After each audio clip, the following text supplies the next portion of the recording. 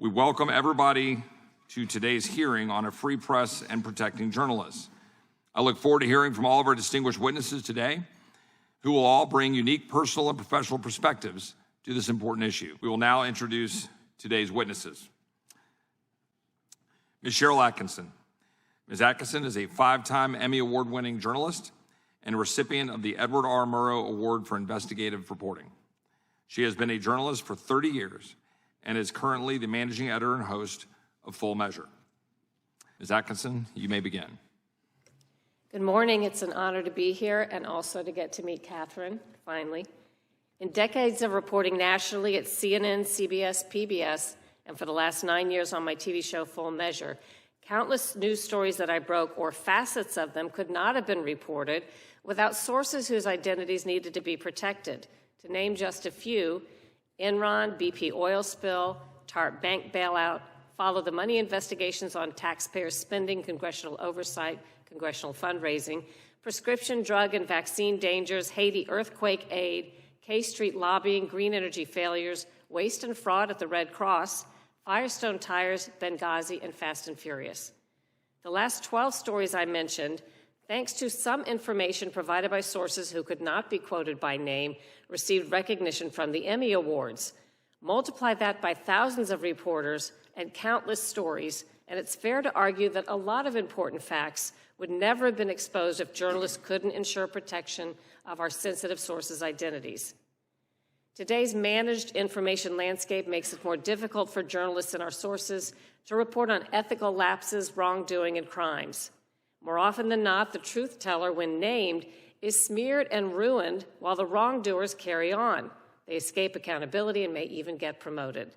They've seen what's happened to Assange and Snowden, their earth-shattering revelations quickly eclipsed by organized efforts to distract by controversializing them. So it makes sense to ask, what's the impact if we can no longer assure our sources that we can protect their identities?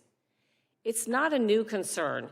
Years ago, after adverse court decisions started coming down on this front, I was at CBS and we began having to consider whether a confidential source in a story would be okay with ultimately having his identity revealed if a judge ordered it.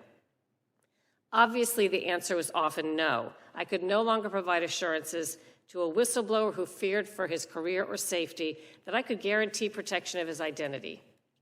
Some stories still got done, but many became non-starters. There's no way to quantify with any certainty what we've lost, but I don't think there are many investigative reporters who would say it's not having an impact.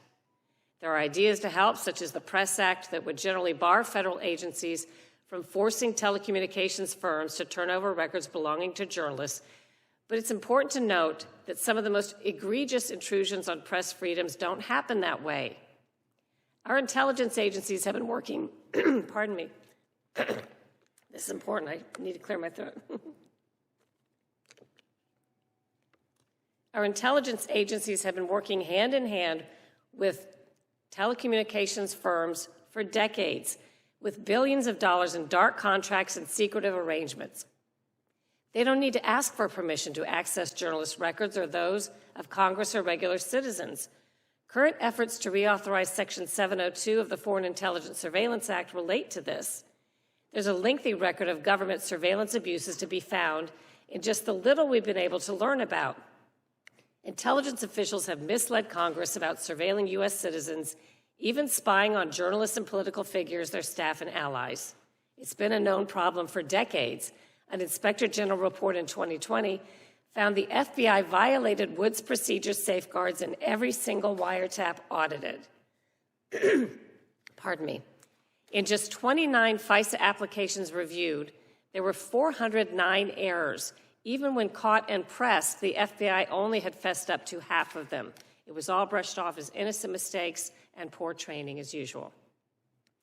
It's been 11 years since CBS News officially announced that I was targeted by unauthorized intrusions into my work computer.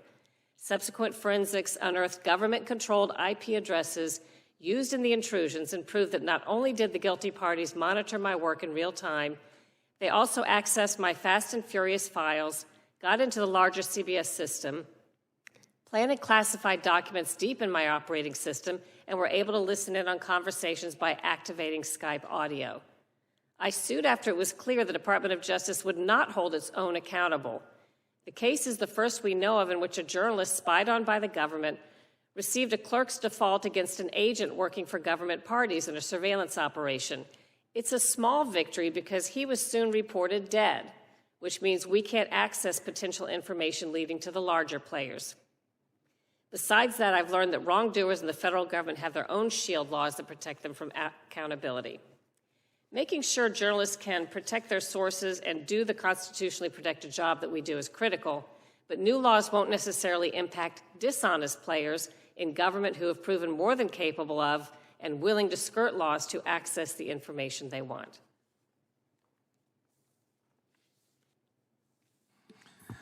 Thank you, Ms. Attkisson.